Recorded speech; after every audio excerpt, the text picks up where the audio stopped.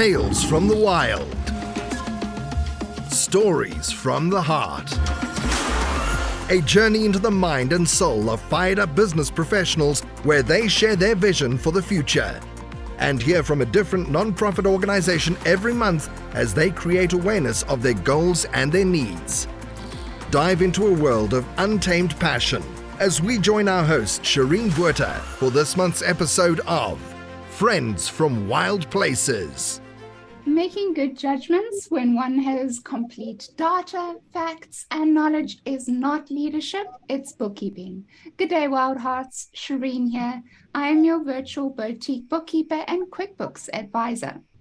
If you have attempted to do your books by yourself, then you know how time-consuming it can be. And when you are trying to make those good judgments, you need accurate books.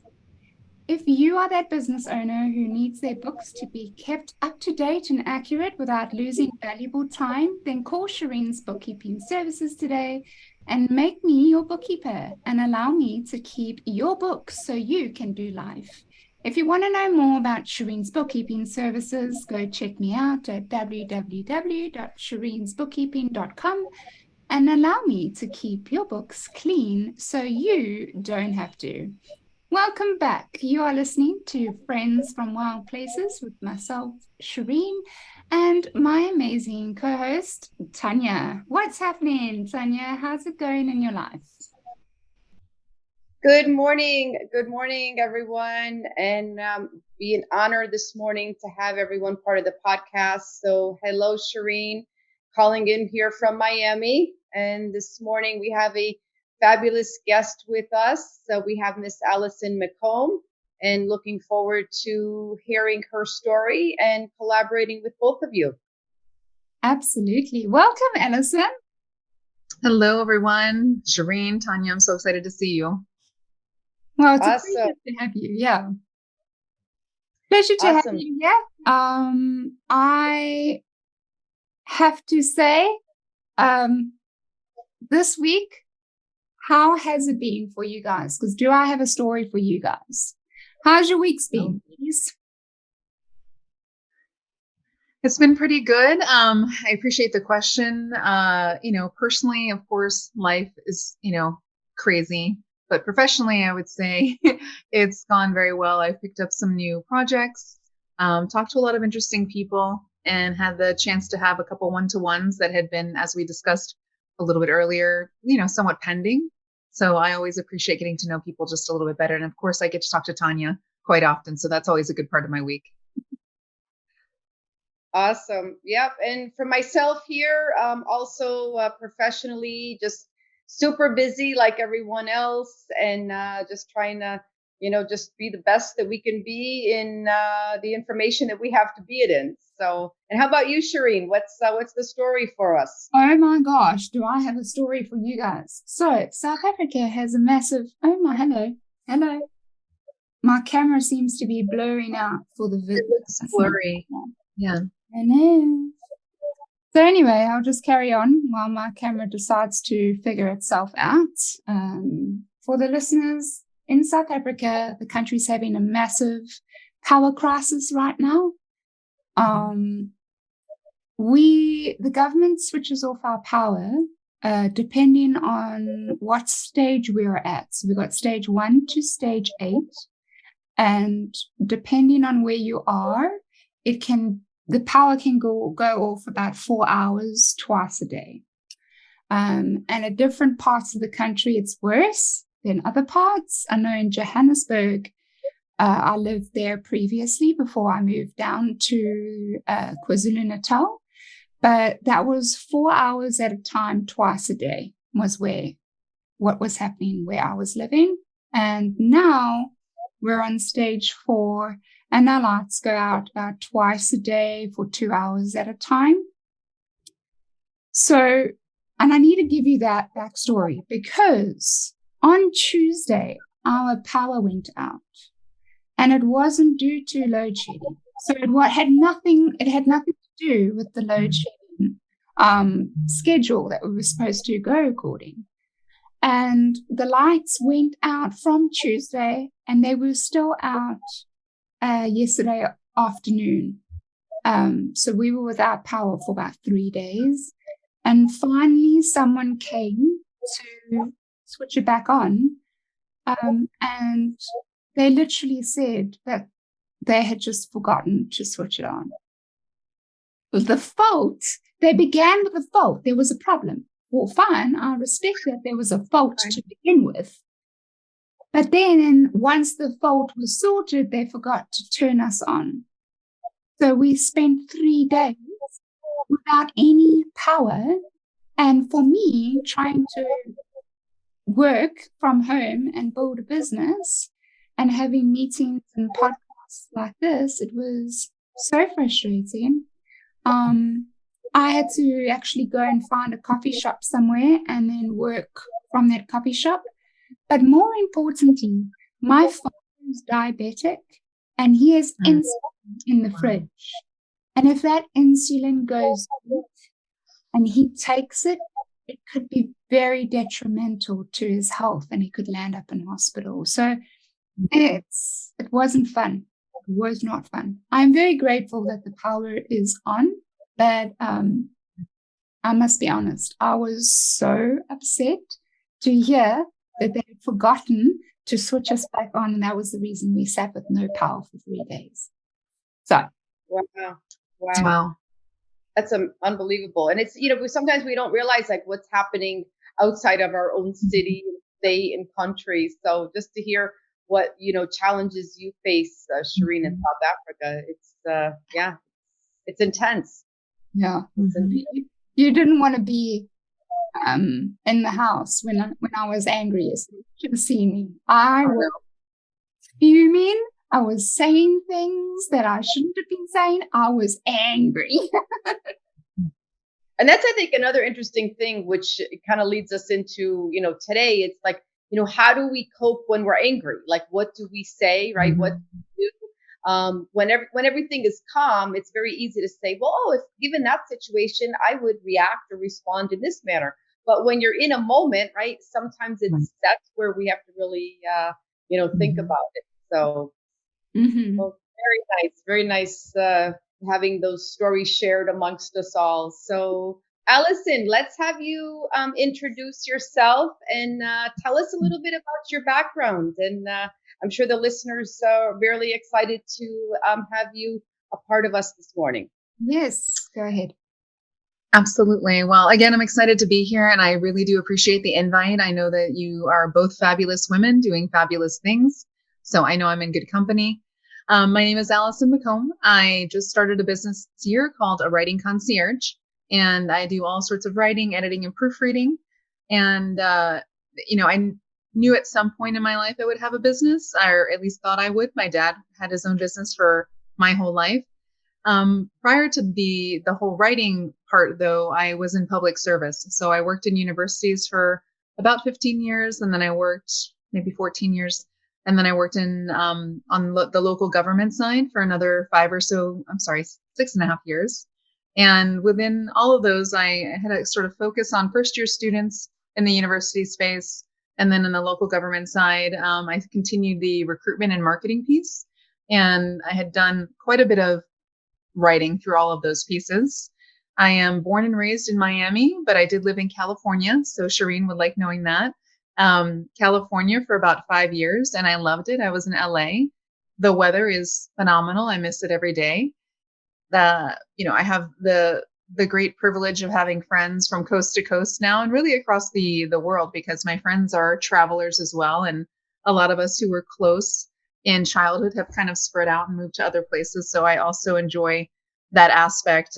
Before you came in, Tanya, Shireen and I had briefly discussed her love of travel. So I share that. I probably have not gone to as many international locations as I would like, but domestically, I've traveled a bit, a lot of that through my university work, and internationally, not quite as much yet, but I intend on doing more of that. So again, Miami native, I like to enjoy things. And in addition to writing and working, I also have a separate, almost a travel blog, but it's really specific to Miami and sort of all my travels across Miami. And I like to capture them in pictures. So that's the very right brain side of my life. I like to just document what I've done and where I've gone for everyone, to share and for everyone to enjoy Miami the way I do. Oh man, that's awesome. And in fact, we want to get that blog down in the show notes so people can go and have a look at that blog and really read how talented you are and what you have to say there. So ladies, I do have a quote just to get into the theme of things. Thank you for sharing, Alison, and I'm excited to continue this podcast to see where we go in our conversations. But just to lead with it, I have a couple of quotes that I want to just share with you, if you don't mind. The first one is, keeping away from strife is an honor for a man, but any fool will quarrel. And the other one, for the churning of milk produces butter, and pressing the nose brings forth blood. So the churning of anger produces strife. Now, what is strife? Strife, definition straight from the dictionary, is bickering, arguing, a heated disagreement, or an angry undertone. So it's the opposite to peace.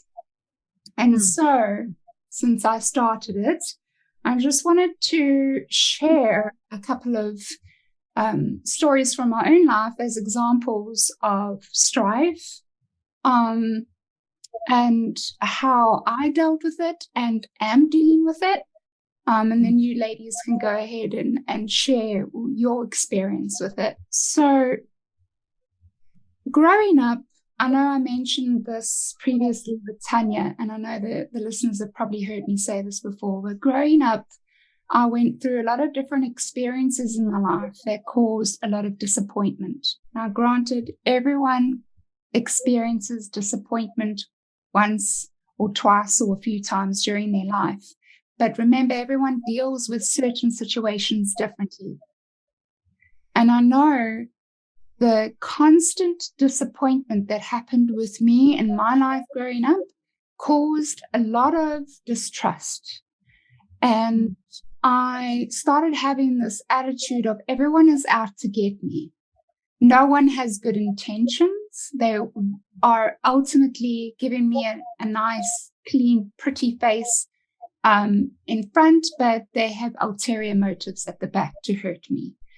And so based on that in my mind, that's what fueled my strive to go through life always ready to fight, always ready to protect myself, always ready to, at all costs, defend myself. I don't go too much into the details of the different experiences, but I know that it actually, it actually did more damage than any good to myself. And it took me years to understand that. And though I have worked on it considerably through my life, and I've gotten a lot better at it, there's still times to this day where those automatic thoughts want to come up, and my automatic defense walls want to come up as well and protect me when it's not always necessary. And so, there's a lot of energy that goes into negative feelings. There's a lot of energy that goes into trying to protect yourself and fighting a lot. And more than it will ever do so if you choose peace over strife. So that was something that I dealt with a lot in my life and have worked on.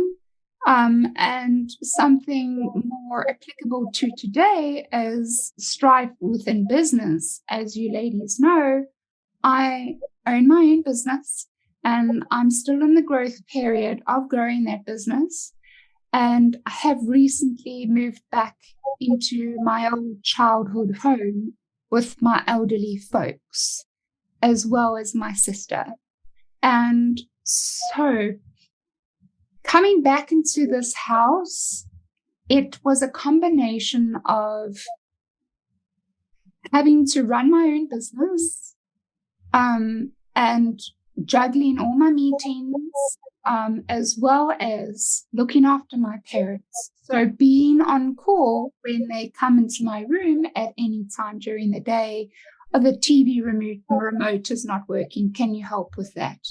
Would you mind going to the shops and going to buy that? Or this is the problem. Can you help us solve this? Or something, anything.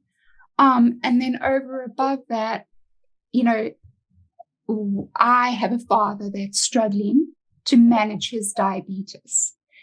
And I have a mum that's in remission, as well as struggles with hypertension. And so between the two of them, the bickering, the stress, my mom having to constantly remind my dad to take his injections, to take his pills, to take his blood. Have you done this? Have you done that? Puts a lot of stress on my mom. I see that. I live in the same house, so I feel it. I'm an empath. And because I'm an empath, I take a lot of the emotion on. And so I get frustrated. I get frustrated because I've got all this stuff to try and juggle. I get frustrated because I'm watching my mum get frustrated as well. I get frustrated because my dad's not managing his sugar correctly, and it's affecting all of us. So I'm a big war inside of me. All the while I'm trying to run a business. And there, in the beginning, when I first moved in, I couldn't do it. I was struggling with all of that and very frustrated and angry all the time because of the situation. And thankfully, I have a therapist that I'm talking to every Saturday. So we're dealing with a lot of other things that are surfacing with this move as well. And so she's listening. I am so grateful to her, and she knows it. I say to her every Saturday that I absolutely am so grateful for her in my life. But I'm much better now because I'm obviously been working through it since I moved in February, and I've been able to handle it better. But let me tell you something. Nowhere is it the better choice to choose strife over peace. Choose peace every single time. If that's the only thing you got out of all my jibber jabber that I just said now, choose peace every single time. It's so much easier. And find the root of the issue of that strife and deal with it and get rid of it. What about you, ladies? Over to you. Enough of me. So, Allison, I want to ask Allison, so in your life, as far as any conflicts that have come up, let's say in business or, in any area of your life, what have you found helpful for conflict resolution strategies? Mm-hmm. So I do want to acknowledge, Shireen, and thank you for that story. That's a lot to take on. And I was also in that position with my parents almost identically. So you and I have a lot to talk about. I understand it, and it does bring on a lot of strife. And sometimes you actually don't know when you're in it how to escape from it. One of the things that comes to mind is fight or flight. You do feel like you're in fight mode, which I understand. I think, however, when I was younger, one of the things that I used to do, admittedly, was flight. I love to drive. This is such a probably unique thing. But when things were extremely difficult in my young house, which at the time I was in college and grad school until I moved out, that it was all very difficult and very heavy to have a sick parent and the other one, and almost everything Shireen said I can identify with. I would literally get in my car and just drive. And more recently, Tanya has been on the other side of a phone call where I had just been driving to still deal with something else, right? So I probably don't do the flight as much as I used to, but sometimes just removing myself from a situation was exceptionally, I can't say easy, but it was the preferred choice as opposed to sitting there and being sort of sucked into the vortex of anger or strife or negativity. As I have matured and gotten older, I think the other part of that is I have more so the ability to go more quiet in my mind that has been years in the making, years and years, because that is not my default. My default is to ruminate. And I, again, for good or for bad, I think the ruminating is because my mind wants to be able to calculate every possible scenario so that I'm prepared. But it sounds a lot like the fight mechanism, right? But the quiet part has come from a couple different things. One, I think just getting older, you realize that it is hurting you to constantly go to that place. The second part of that is I also was introduced to mindfulness several years ago now and didn't quite understand. You've heard of, everyone I think has heard of meditations. At the time, I had not heard of guided meditations. And I thought, well, this is interesting. How could this help me, sort of virtually? Because these are all online things that I was directed to. And, given a lot of resources at the time. And I have not been consistent with it, admittedly, but in the moments where I have probably the most stress, I find myself going back to them very quickly. And the nice thing about guided meditations is it doesn't have to be something that you're paying for. It doesn't have to be an app. It doesn't have to be anything that you're going to a specific center for. There are so many options available and accessible on YouTube and maybe a lot of other platforms. And they have meditations for pretty much everything from there might be something very specific to stress. There's always something very specific to anxiety. There are ones specific to people who ruminate. So that is, I think, the simple side of me, or I would say the more basic human side of me will remove myself. The more developed side of me has learned that there are things out there. Guided meditation is just one of those things. And it may not resolve life's crises, but what it does do is just calm you a bit. And I find that to be extremely helpful for me because, again, my default will be to spin my wheels so that I can anticipate every scenario. And that's not the healthiest either. But whether it's work or personal, and I have to say over time, work has unfortunately been one of those things where I've needed to really go to the meditation space, but it helps. And even if it doesn't solve everything, it really gives me a platform to just refocus myself. And I've appreciated that about it. Love that. Yeah, Yes. I agree with the meditations. What about yourself, Tanya? So for me, I think, and Shireen, in hearing your story that you're sharing with us, it's interesting how we all find ourselves, maybe the word is being triggered, right? Is and how we react or respond in the moment. So over my 7-year journey of experiencing, I would call it the spiritual mindfulness awakening, that type of research, I would say, I've come to realize that it's the communication, right? It's the emotions that kind of trigger us to react that way. So I'm very aware of how I react and respond, but it's been 7 years of an active practice. So I do daily meditation. I do practice, just being mindful and not that I don't get triggered, but spiraling back or rebounding from a trigger. And so that I'm very, very aware. I teach that in my curriculum. So I'm very aware of it. Does it happen? Of course, right? We're all human. We can all get triggered. But I do practice it. And I think it's very evident, I think, in my professional life, as far as just, not letting the emotions get the best of you. Right. I love that. Yeah. Thank you, Tanya and Alison, for just sharing those stories. Before we continue, I have a question for you, Alison, but I just want to pop in here and chat about Buzzsprout. Here at Friends from Wild Places, we use Buzzsprout. I started this podcast to share stories from other business owners and professionals, a safe space to show support for other business owners and entrepreneurs all over the world. I feature nonprofits every month to try and make a difference or give a helpline to someone in need. Do you have a message you want to share with the world? Or maybe you just think it'll be fun to have your own talk show? Podcasting is an easy, inexpensive, and fun way to expand your reach online. To start your own podcast, follow the link in the show notes. This lets Buzzsprout know we sent you and helps support our show. The team at Buzzsprout is passionate about helping you succeed. So, Alison, please could you tell me a little bit about how you started writing? What was your process? Where did you get your inspiration from? Things like that as a writer. Absolutely.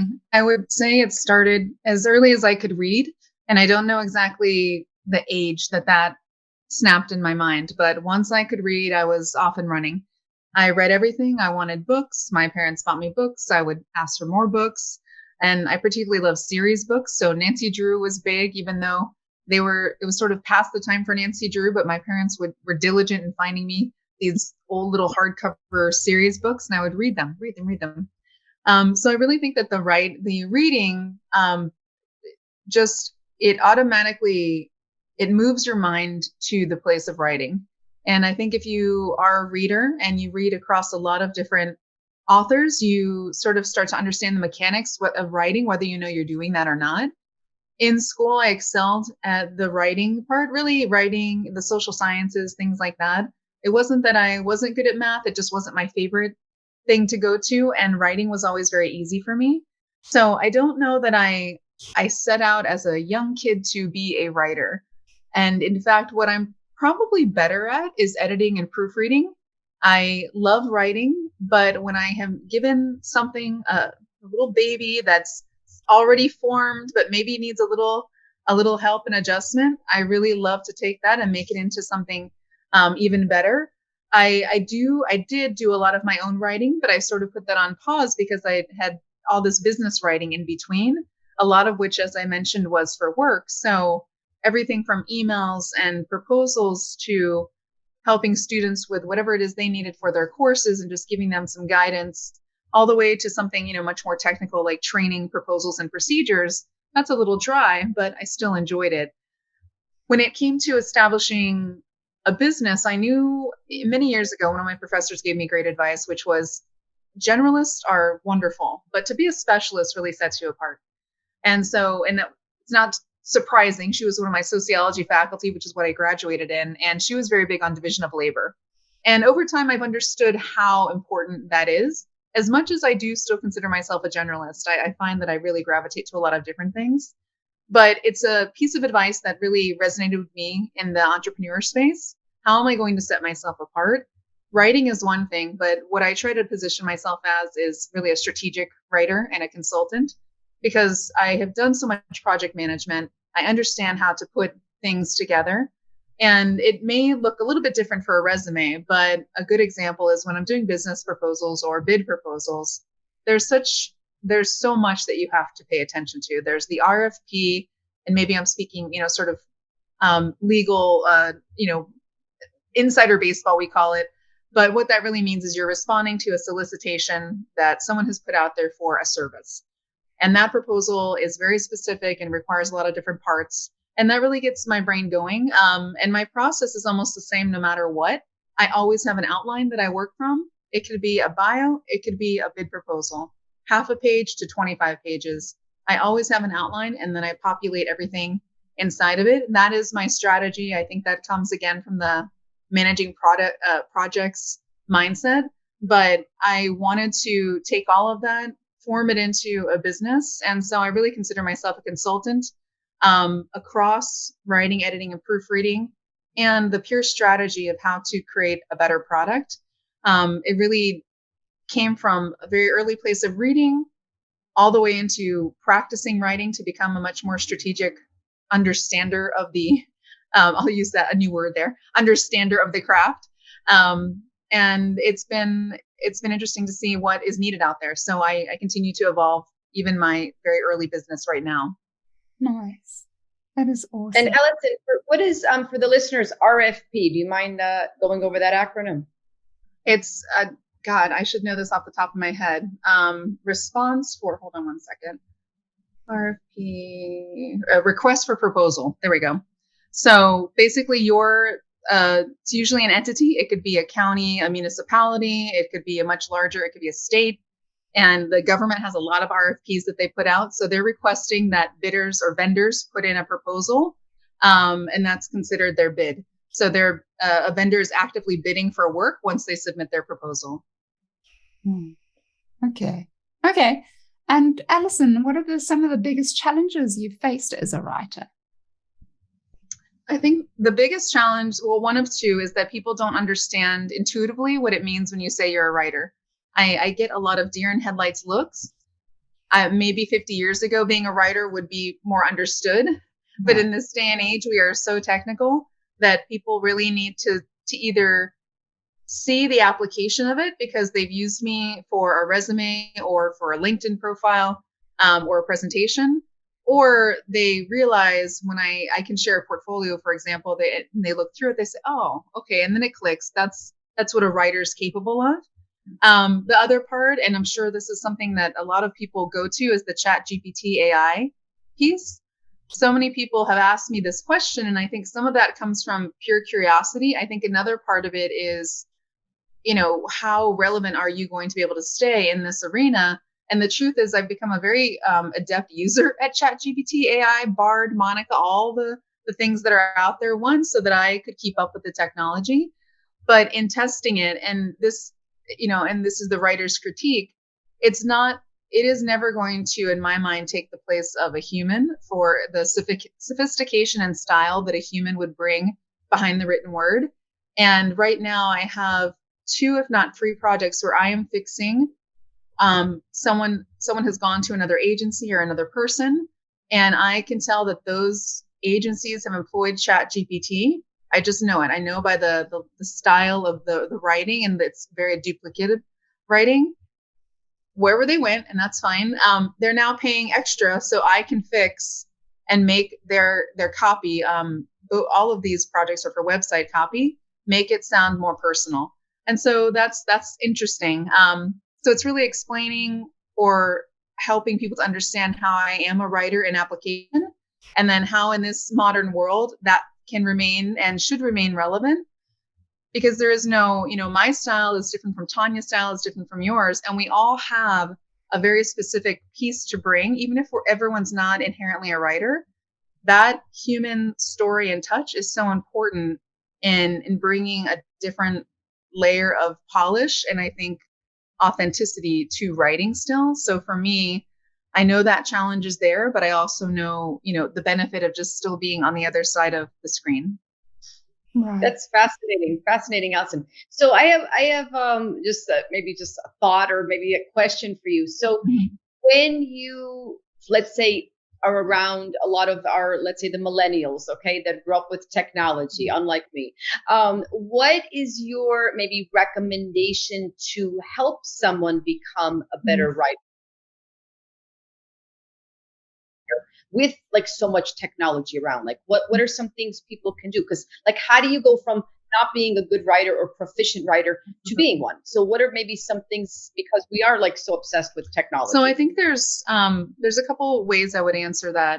I would say reading is the number one way to become a better writer. To read across, let's say, different platforms, read the news, read, ebooks, read regular books, read blogs, whatever that is, because again, the style is very different. They might be writing in different styles. They may have different personal tones. That really informs your brain about how to write, even if it's just this latent thing that's happening. The other part that I believe made me a very strong writer is we had these workbooks in my English courses, and I want to say we had them all through high school. I learned in what's called AP style. And those workbooks are still available. They're not necessarily particularly expensive. I think you can get them through Amazon or some other distributors. And to do the exercise of writing, and what you would basically do, think of if you used to do handwriting on those lined papers and you would practice.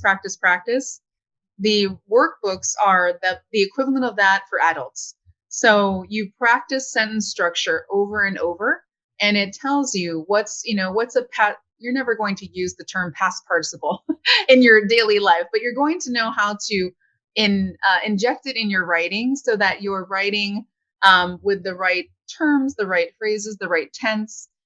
Those workbooks, even for someone who considered themselves a pretty good writer at the time, and I had really strong, I would say, English teachers through high school, the workbooks were phenomenal. And I occasionally check, they're still out there. So I think that is, if you really are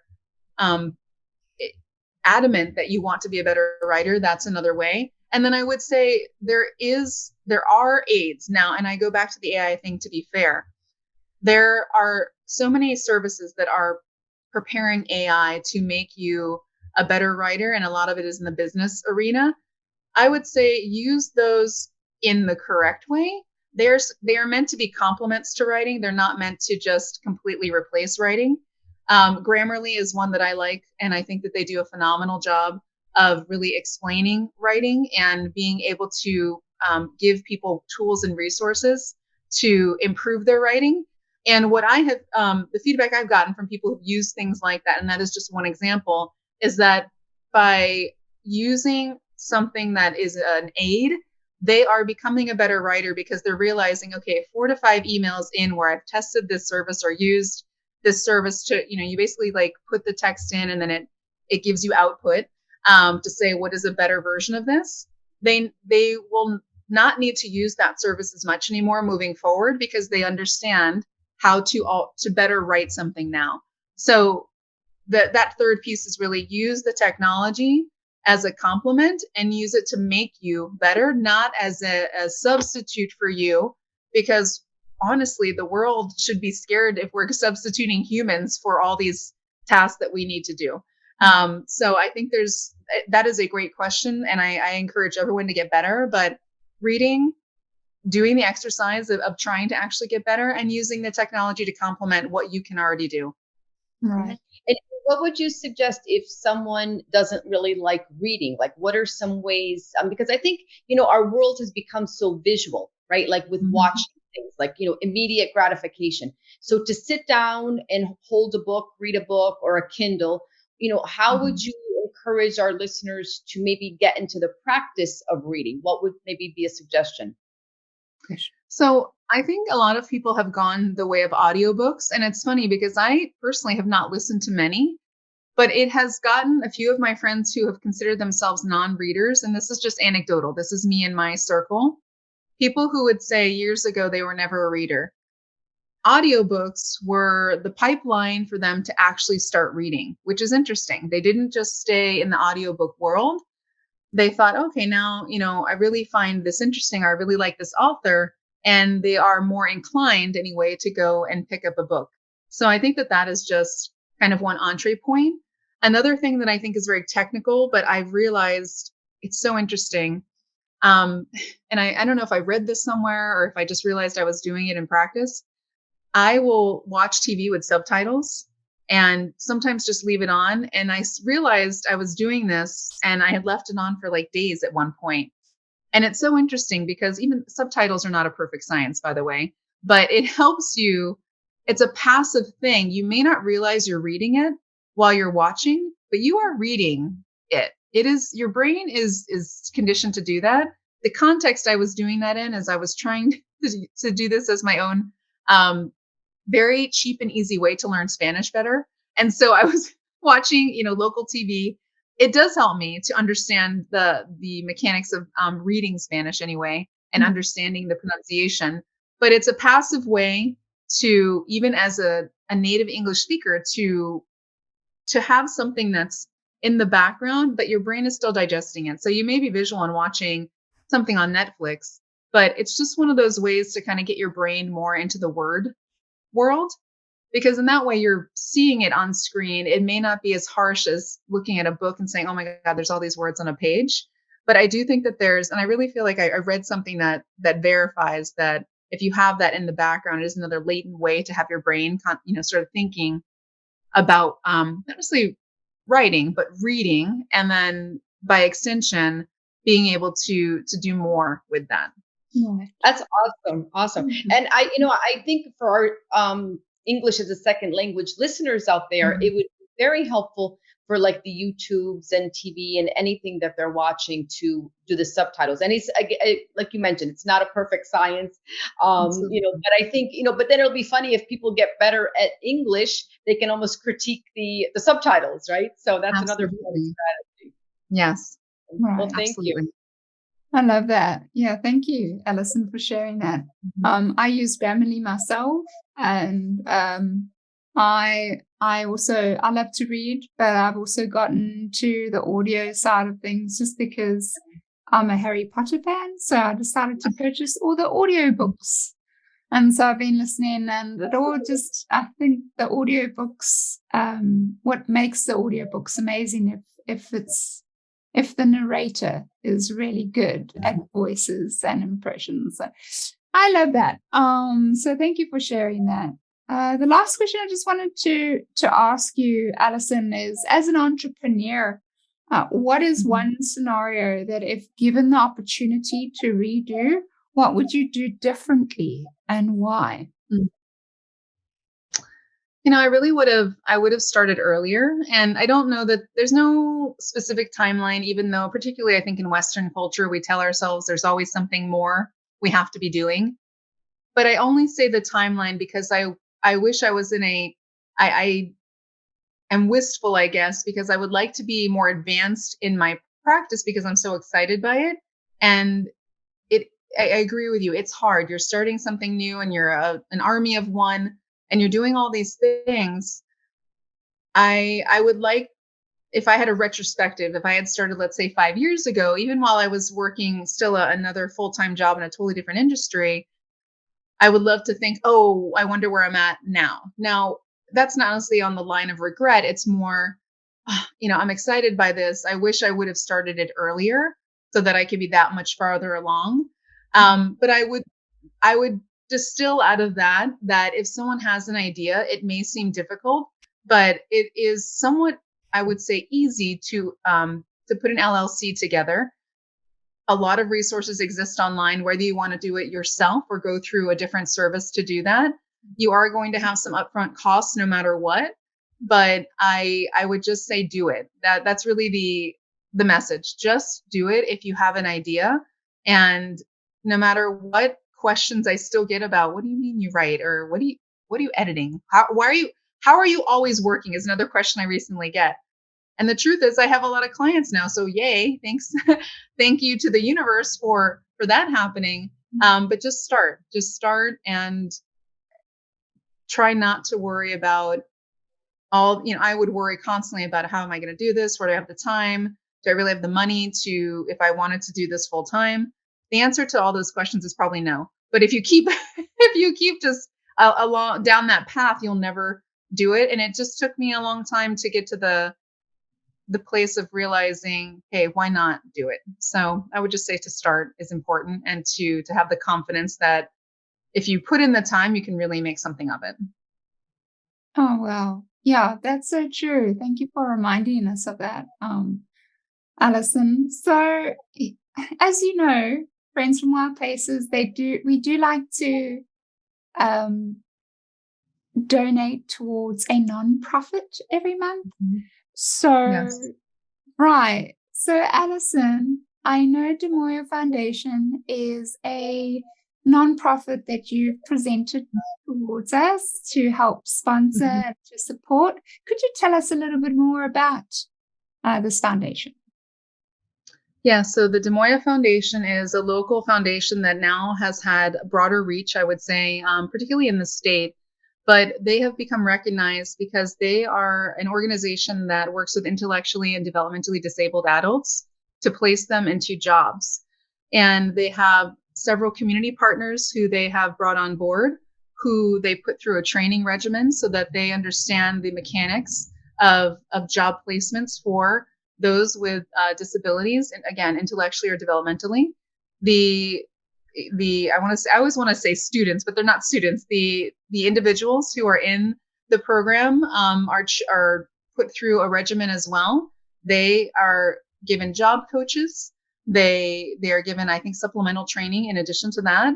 They are constantly, mentored through the process so that they're successful. in managing jobs. And it could be everything from assisting with a school classroom to working at an auto parts store to working in, any other, a Home Depot or something like that. But there are a variety of community partners who they have been very intentional about working with. That has grown. The Des Moines Foundation came to me, and it's been put on my radar through a very good friend of mine who I'm actually going to see today. So that's awesome. An old friend of mine who is on their board. She's phenomenal, and she is involved in, I think, everything under the sun when it comes to the community. But when she shared with me about this, I thought, well, that's really interesting. And my goal is to become more involved with them. I admit I'm not as involved as I would like to be, but they have stood out to me in the last several months as a place I'd like to continue to develop in a relationship with. But I do like to share that, and if you think about going back to where we were with strife in our lives, there are so many people who have varying, opportunities and lack of opportunity.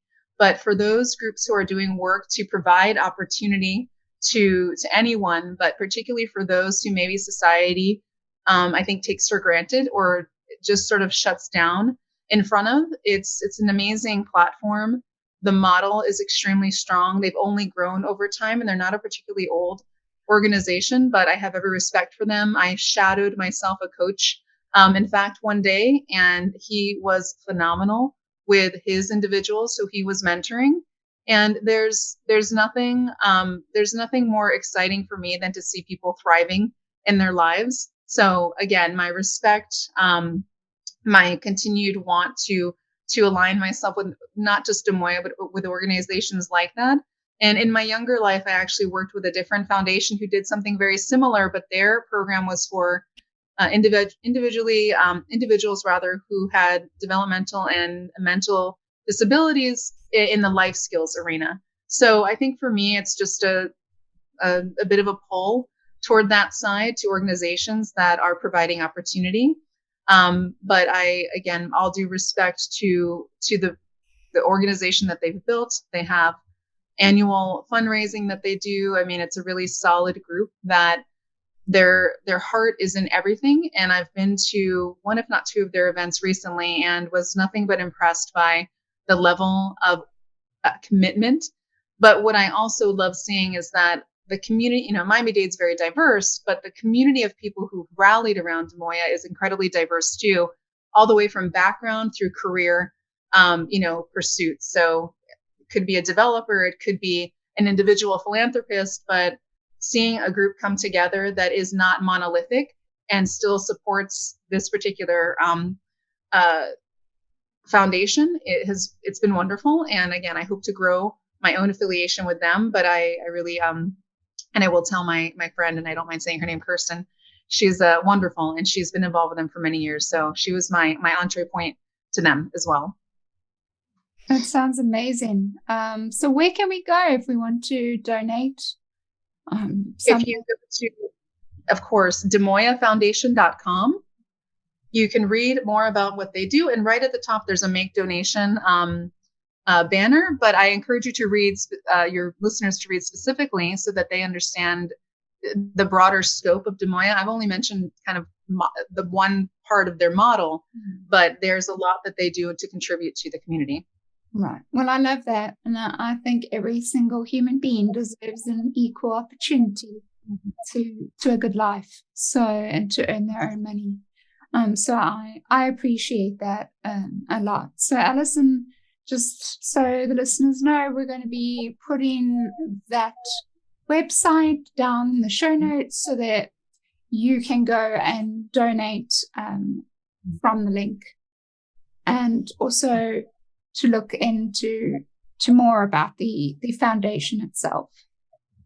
Right. So it does bring us to the part of the podcast where it's a little bit more lighthearted and fun. Alison actually brought this topic up, which I thought was a very, very, very good topic. I am in my winter season right now in South Africa, but I know that in Florida, you guys are in your summer season. And if I have to be honest, in the weather between where I live right now in KwaZulu-Natal to Florida. It's very similar when it comes to summer. We have a very hot, humid summers here, which is also very similar to you guys. So now that you're experiencing the heat, a good question that we could just chat about is, what are ways that we can still enjoy our summer outdoors without being put off by this horrible humid heat that a lot of us have to endure during the summertime? Go ahead, Alison. So I don't know what happens over time, but your body just does these crazy things. My tolerance for heat is so minimal at this point in my life. And it does not matter that I am born and raised in Miami. I don't have the ability to be in the stifling heat that we're currently having. So there's a couple things. One, I certainly love AC, although I don't want to spend my entire day and week and month within the AC. So I either try, if I'm going, now that I can take sort of more walks, and that's also, as Tanya has understood, I've gone through a foot surgery. So I will do some brief walks and earlier in the day. And really that is very local. I don't go very far. Or if I'm going to go out, we have a lot of parks nearby, so we're lucky, but I will go out much earlier in the morning. But even by 9 o'clock, it can be stifling. So I am not an early bird, but I have shifted myself to be an early bird, not just for the temperature purposes, but for entrepreneur space. It's a much better place to be. So shifting my schedule a bit has been helpful. I think Miami has realized that all of the outside craziness that we typically love is just not flying right now. Even the air conditioning, I don't know if Tanya has realized this too. The air conditioning doesn't work the same when the heat is this bad. It's like it's constantly cranking. In most places I go, from my house to businesses to, even universities, if I'm visiting those, it's just not working the same. So I think that there's been at least for me, I've gone to a couple different smaller events. So they're not big outdoor typical events, but the smaller kind of art space events or individual spaces. And I think people are gravitating, in my mind anyway, more to that, as opposed to I'll drive by anyway, a regular outdoor venue, and you just don't see as many people there. They're the diehards who will be outside in the sun, on the water, no matter what.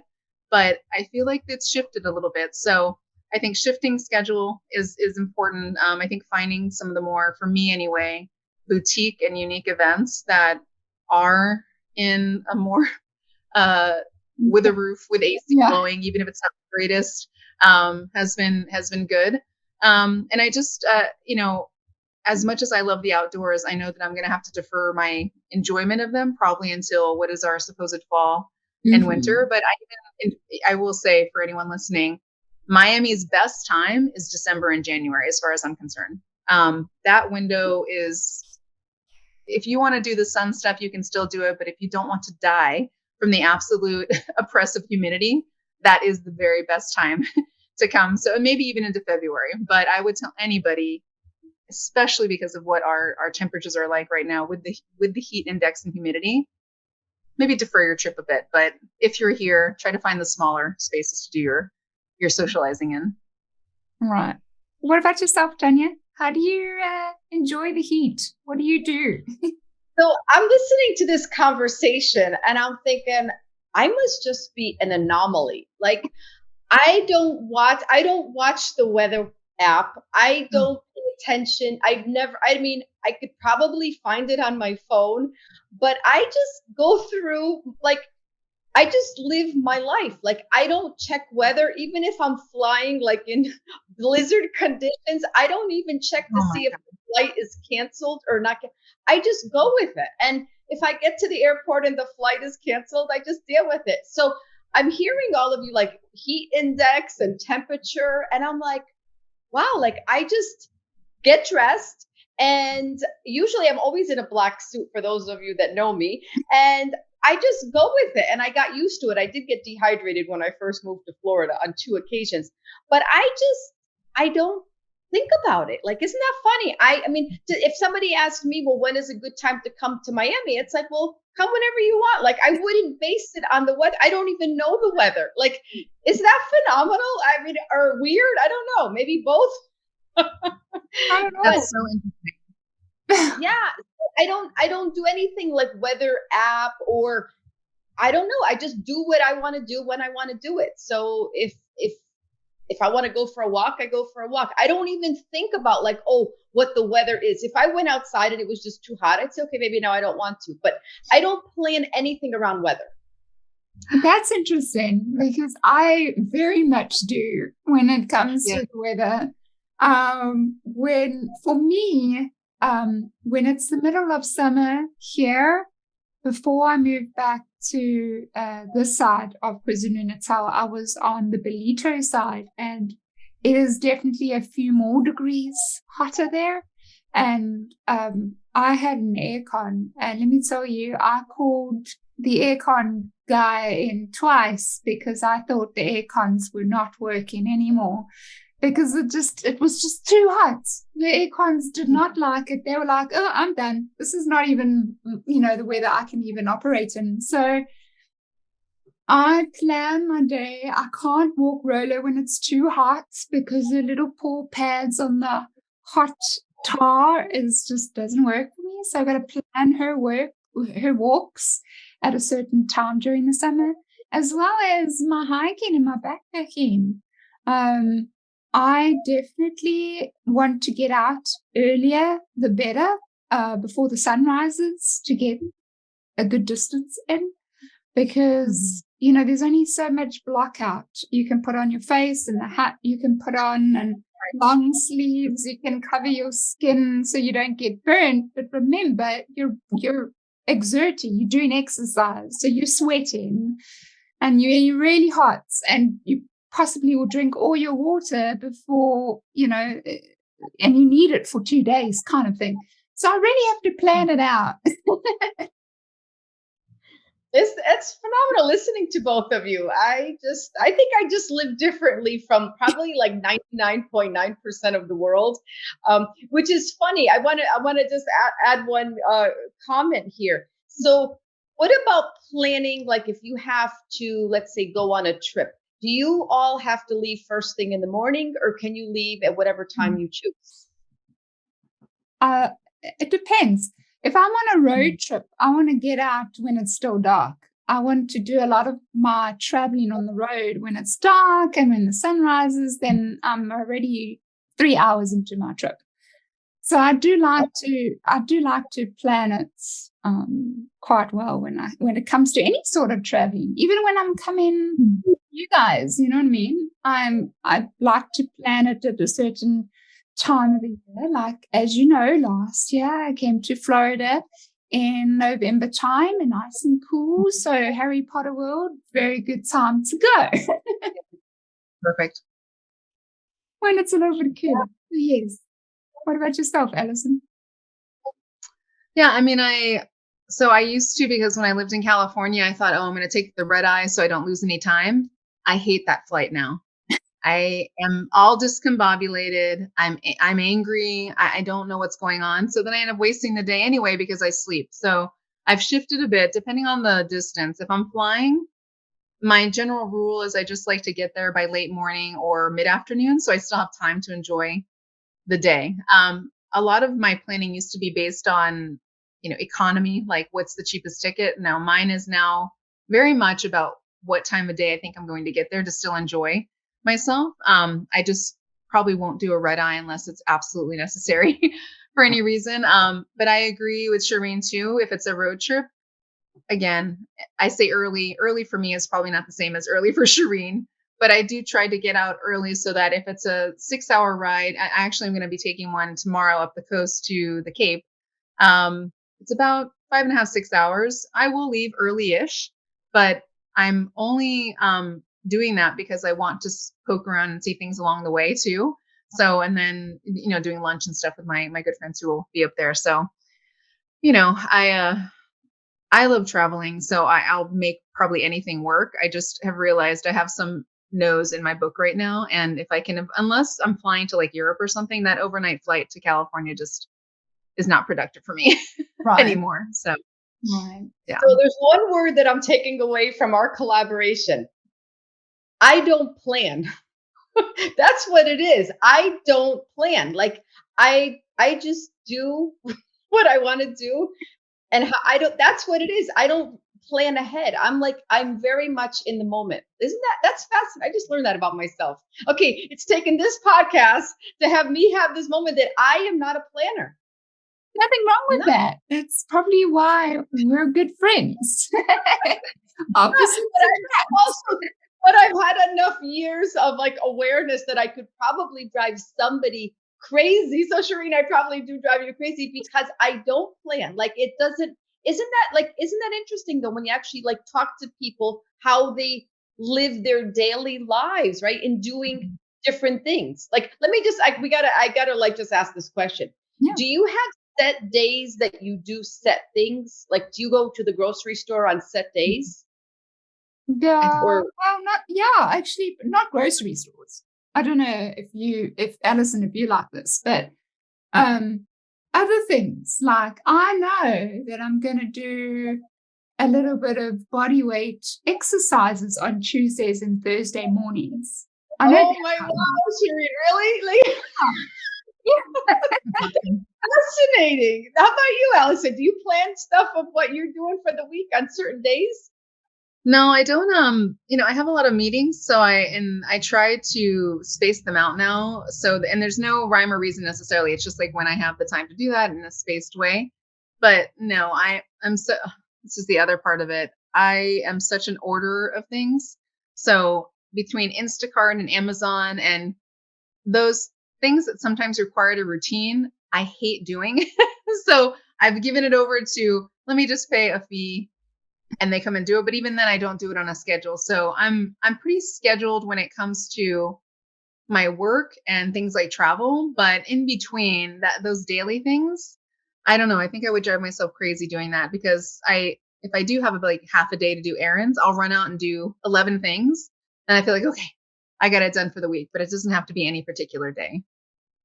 And it's funny though, this conversation is really like taking us like almost like around the world and back, because I could identify as OCD and in my nature, but yet not for the things that we're talking about.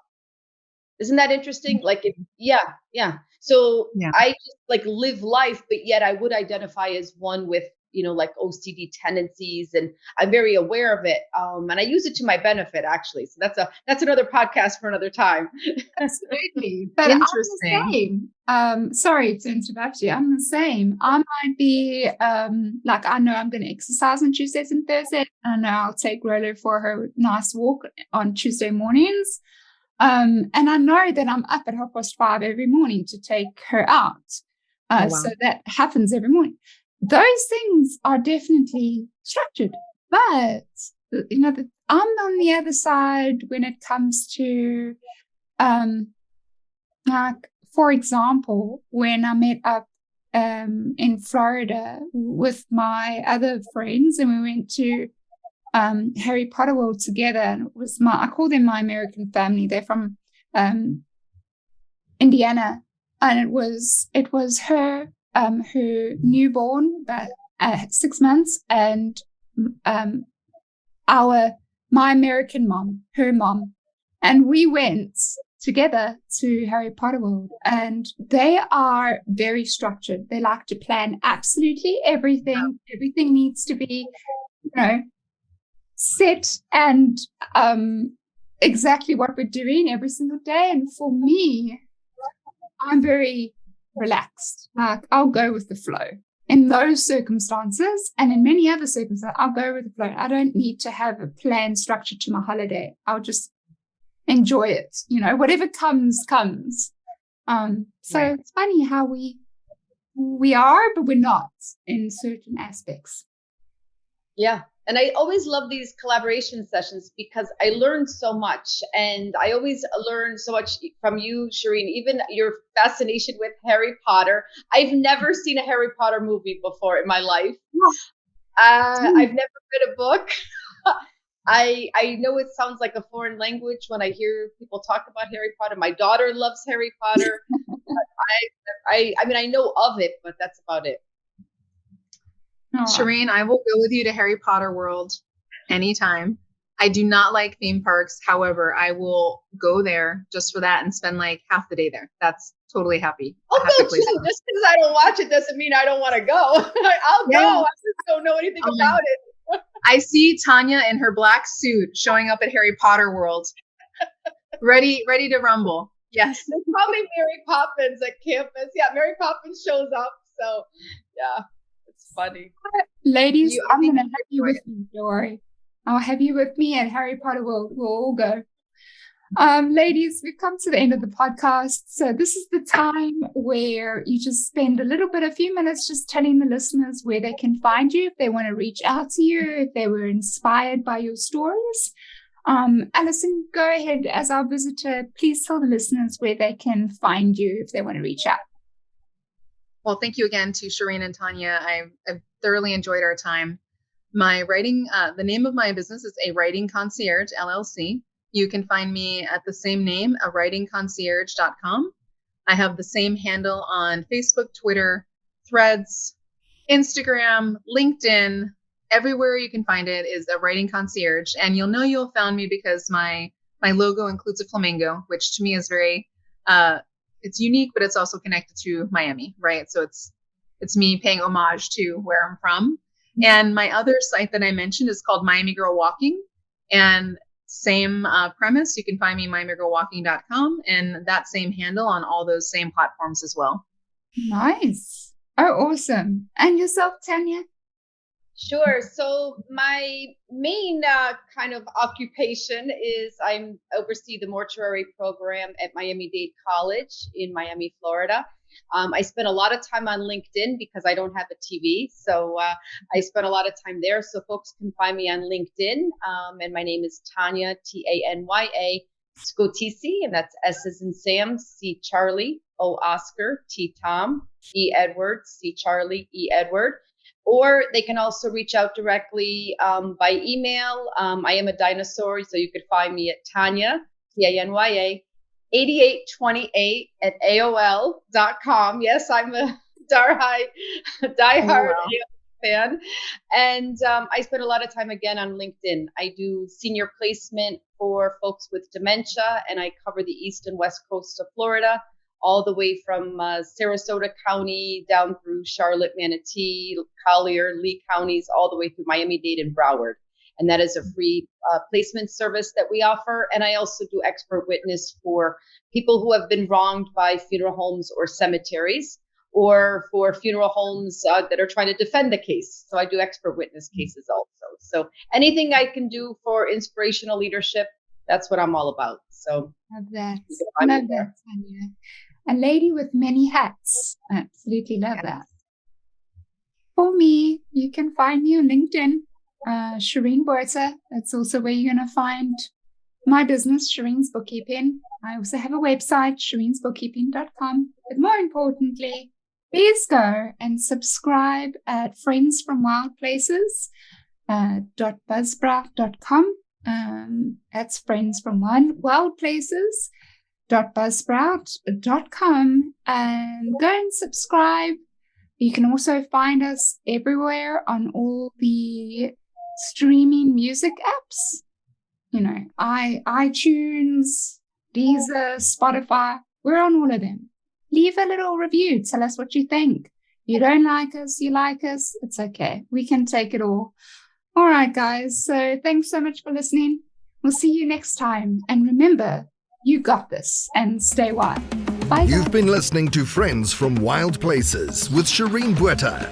Be sure to subscribe to the podcast from the links to catch every episode and unleash your passion.